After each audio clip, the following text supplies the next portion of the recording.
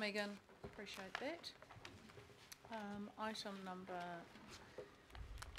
10 is, when I find it, it's the cost of residential servicing study on page 37.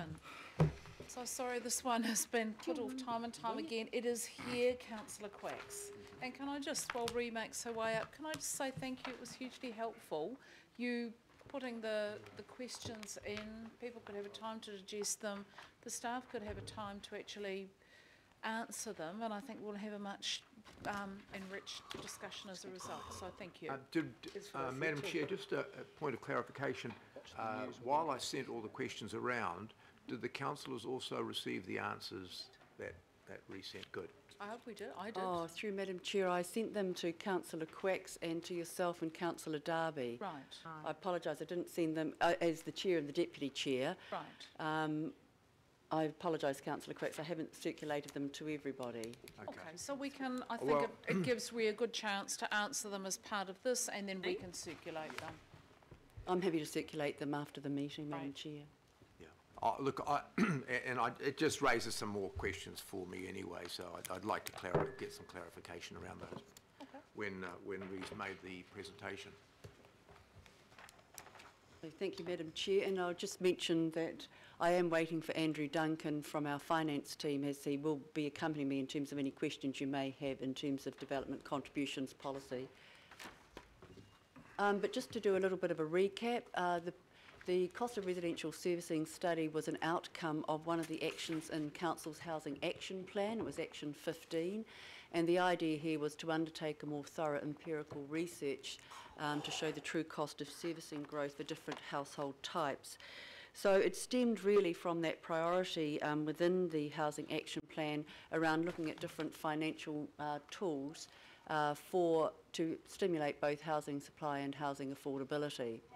However, in the expressions of interest and request for proposal, it was quite broad in terms of the outcomes that sought to be achieved. So not only in terms of enhancing financial policy development, for example, development contributions, but also about getting more effective allocation in terms of land supply. And it would be fair to say that the former chief economist had hoped that the study might be able to be used to be extended to become a cost of growth study. And so both the expressions of interest and request for proposal did talk about having costs such as externalities and user costs included as part of the study. However, when those EOIs went out, a decision was made for a couple of reasons not to proceed with that. One is that some of the information that could be obtained was quite difficult, or it was different across different functionalities of infrastructure, so it might have been available for transport but not for other elements of infrastructure. But also things like the user costs such as gas and electricity and travel time, what would be called as private costs, were effectively ones that were internalised when a cost-benefit study really deals with public costs and benefits and social costs rather than private costs. So there are a range of reasons why it proceeded to keep to the narrow focus, or the narrower focus, that was the original purpose of the study to start with. But it didn't come back for political endorsement, though. That was an officer-based decision. That's correct, because what we were doing was effectively giving effect to a decision you had already made in December 2012 to proceed with such a study. So we were proceeding with the original study that you had endorsed in December 2012. This just indicates exactly what I've been saying previously, and in particular some of the costs that weren't known were the operational costs. And I think one of the things that the study does show is with the 8 legacy councils that everyone was perhaps recording information in a different way, different accounting systems, and they may have also had different financial regimes.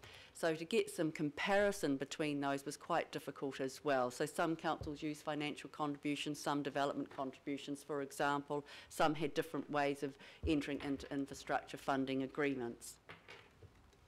And that was in part some of the reason why it took longer to complete the study than would otherwise have been considered. And I suppose it's also one of the advantages of having one council now, that there is one accounting system, and Andrew would be here to discuss that if you've got any questions. This just indicates that there were 12 case studies.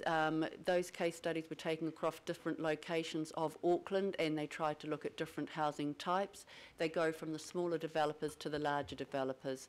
On the right-hand side, you can see that there's a maximum density of dwellings produced, anywhere up to kind of 500 to 1,000, or less than 500.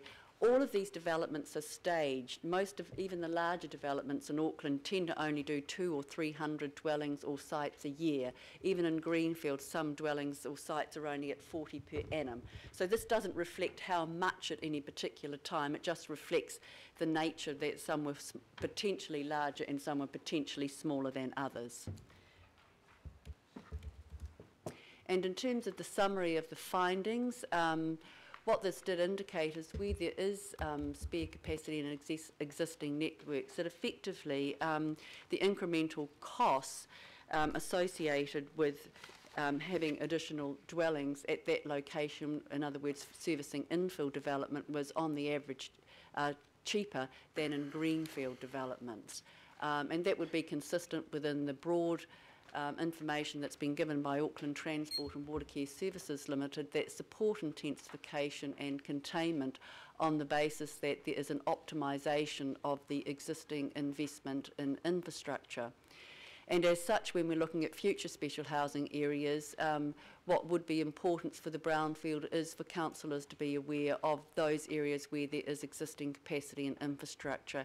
And in fact, you'll appreciate that we've done a lot of work around that, so the Forward Land and Infrastructure Programme, and also all the detailed information that we're bringing forward now from the master planning process in terms of detailed capital requirements is now very much informing that to give us a better base of information on which to go forward to recommend future special housing areas to yourselves.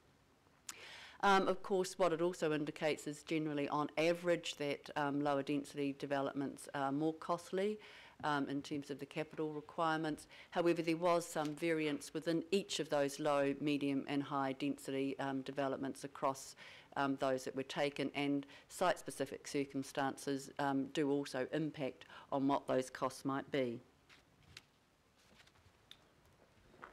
So just in terms of where to next, well, I think some of the initiative that Council has already taken in its long-term plan is very reflective of what these findings suggest. So the spatial prioritisation work that's been underway is very consistent with this.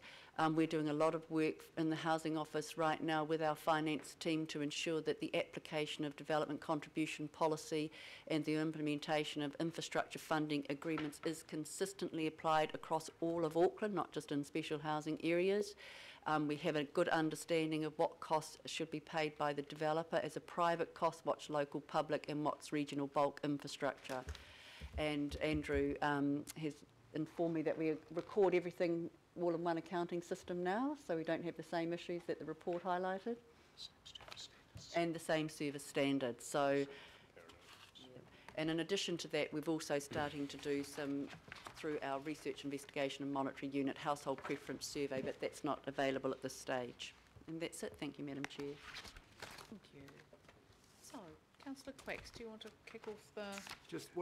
I want to ask some questions, first of all, Madam Chair, and you know, this has been a long genesis process, but the first comment I would make, and I will reserve the right to speak, the first comment I would make is that there was a request for an expression of interest for a cost of growth study back in April of 2013, and I wasn't informed until September 2014 that it became a cost of residential location study rather than a cost of growth study. So, and I think right from the outset, right from the time that we had Auckland Unleashed, it was acknowledged then that we needed a cost of growth study. So I would make that comment. In terms of some questions that I have, Madam Chair, and I did put, as you've already alluded to, that I sent those questions around. But the first question that I had, and I don't think it's been answered adequately, I'm sorry, Ree, because while we have got these number of sites that we looked at, in fact, of course, most of the intensification that is planned to occur will be probably mixed urban and mixed suburban. Given that those will be small sites, how relevant small sites, one-off intensification or one-off type developments, how relevant is this study to that? To you, Madam Chair, I think the broad conclusion of the study aren't based on those quantums of whether it's less than 500 or has over a stage capacity up to 1,000. The broad conclusions, for example, that if you have existing capacity within existing infrastructure in a brownfield situation, it is on average cheaper. So if you're going to do 2 houses or 4 houses or 20, that overall broad conclusion of this report remains the same. Actually, I think rather than saying on average, because I don't think that's the correct term that we should be using here, the correct term actually should be all things being equal. If all things were equal, then yes, and I think it's well acknowledged that the cost of growth or the cost of residential location in a brownfields area would actually be less than it would be in the greenfields area or on the periphery. But if there's if there is no capacity in an existing brownfields area, and you have to pull up underground services, and you have this the disruption in the area, I suspect that the costs in that area would be much more than an area in greenfields where there is already existing capacity. To you, Madam Chair, the capital expenditure may be high in that particular location. I think the report identifies that, but the operating costs, and as I indicated in terms of Historical Legacy Council, we didn't have all of that information.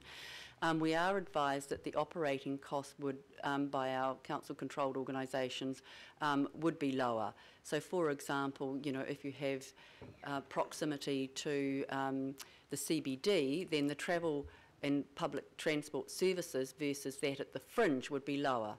So you have to build into the whole of the framework the operating costs as well as the capex, and that was one of the limitations of this study. We didn't have that information on all of those functionalities. One of the things that the study did show, though, is those sites that are closer to the CBD and have more use of public transport have higher costs than areas that don't have the public transport, simply because the operating costs are higher as a result of the extra subsidies required for those for that public transport. Well, I have been advised by Auckland Transport. Put a road in there and have it gridlocked. I'm just saying what the study. I'm just saying what the study says, Len. You don't have to shake your head about it. That's what the study says. I love you, we're just trying to kind of follow this through in logical fashion. So, Councillor Griggs? So look, I'm pleased that we finally got the study. The study actually doesn't tell us, and it hasn't actually, and this is not a question, this is just my own view of the study, and people that who have also seen the study and have had a look at it. It doesn't actually endorse or follow the council narrative, the council rhetoric that all brownfields or brownfields development is less expensive, and all greenfields development is more expensive.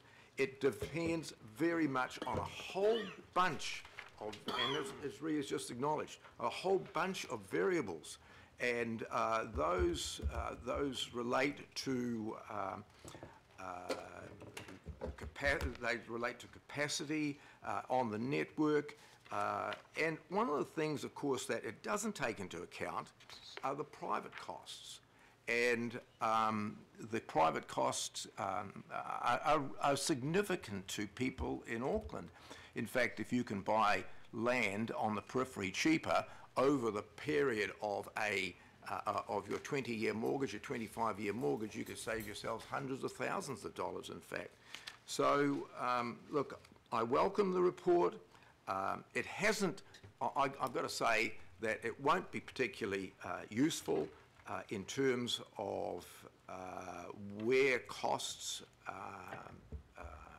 where it does cost more.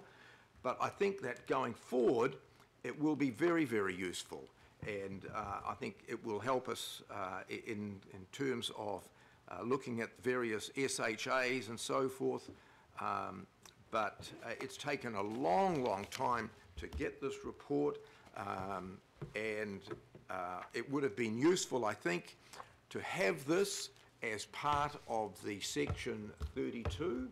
And I note that it was discussed at one stage that this should make up part of our section 32 under the RMA, but it never did, and it hasn't seen the light of day until now, when actually it probably needed to have been done by September of 2013. Look, I'll leave it there, Madam Chair. Again, I thank the officers for